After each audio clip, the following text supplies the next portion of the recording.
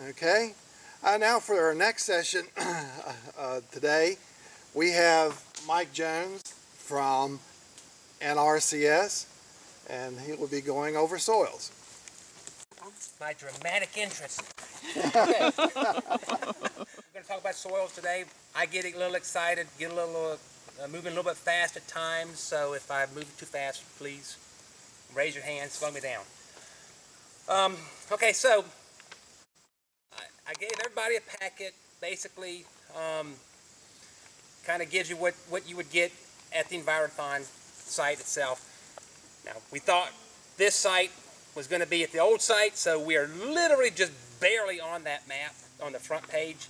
I put an X right where we are, right on the edge, southwest corner of the, I believe there's a little small X where we're standing right now. I say that because when you're at the Envirothon contest itself, the most important thing that you will, I think, at any of the sites, but particularly soils, location, location, location. Because a lot of the questions are based upon where you are.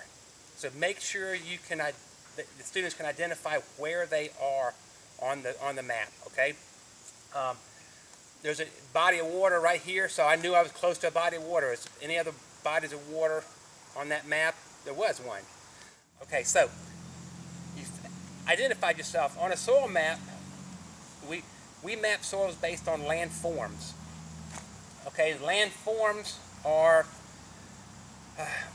landforms and where you are on the landform. So floodplain, terrace, hill, mountain, those kind of things are landforms. Where you are on the landform, you're either at the toe slope, the foot slope, and I make myself out to be, you know, if I'm on a hill mapping soils, where am I? Toe slope. I'm at the bottom of the hill. I'm at the foot slope. Well, I'm right here at the ankle. I'm at the back slope. That's basically everything up to my torso. The shoulder, well, guess what? That's there. And then the summit, that's where you're doing all your thinking. So those are important things to remember when you're identifying where you are, because that's going to be a test question. Where on the landform are you? Just think of your body and just move up from toe slope to summit. When we describe soils, we dig a hole. And one of the most obvious things that you can see if you're in a woods is hopefully an organic layer at the surface. We don't have one here. I could have gone over in the pine trees because the needles don't decay as rapidly, and they didn't blow off. These blew off basically, and probably in the bottom of the lake. But we don't have an organic layer here.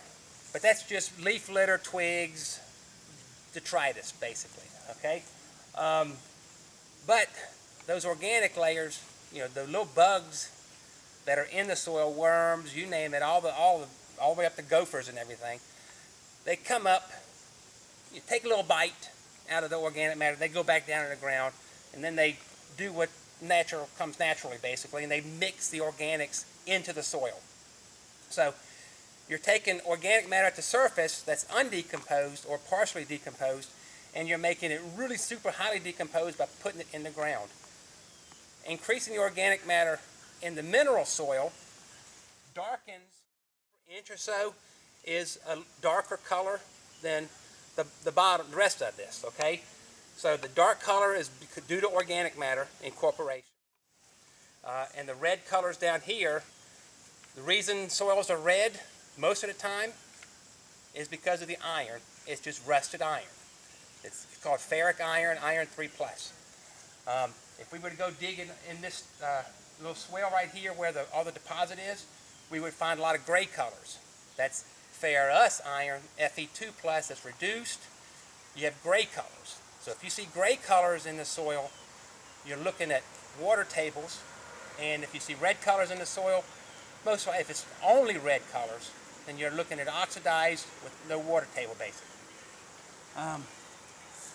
So red colors, oxygenated, gray colors, wet. Okay? Let's see. when we dig holes, we break soils based on horizons. Some people call them layers. Those of us in the know, we call them horizons. So your organic layers, guess what? They're O horizons. We are really good at making stuff like that up. Topsoil. It's the very top of the, everybody thinks topsoil, guess what? That's an A. First letter in the alphabet. Topsoil at the very top. Then they get a little bit weirder down as you go down. So under a forested system, a very well-established forested system, and especially in West Virginia, you could very likely find an E horizon. E is alluvial. Basically, stuff moves out of it and goes down to the B horizon. Okay, so most of the stuff that moves out of the E horizon is either at the high elevations organic matter, and it's going to precipitate lower, creating a whole really cool soil, or in this part of the world, you'll get your clays that'll move out of the E horizon, so you'll lose all that iron, and it'll move down and deposit itself in the lower horizons, and that soil will be clayier and redder, typically. The E horizon's usually more coarse, so it's closer to a sand than either above or below. So a typical soil in West Virginia, especially in central West Virginia, the up Panhandle, I don't know where y'all are from. Eastern Panhandle. Eastern Panhandle, you might have some clays in there, but the northern Panhandle and most of West Virginia, you'll get a silt loam at the surface. That's not too much of a leap. And then you'll go to maybe a loam if you have an E horizon, and then you'll go back to a silt loam or something finer to like a silty clay loam, or clay as you get deeper in the soil. Eastern Panhandle, you could get a silt loam at the surface. Silty clay loam is probably pretty common. And then you could get to a clay if you're in a limestone. If you're in the shales, then you could have the silt loam. So textures. All right. So we have the O, organics. The A is your topsoil. The E is an alluvial horizon, stuff that moves out of it into the B horizon. Basically the second horizon, and they typically they have something accumulating in them. They're an alluvial horizon, so stuff's moving into them and precipitating out. So you got either a higher clay percent, you'll have higher organic matter, you'll have higher salts of some kind.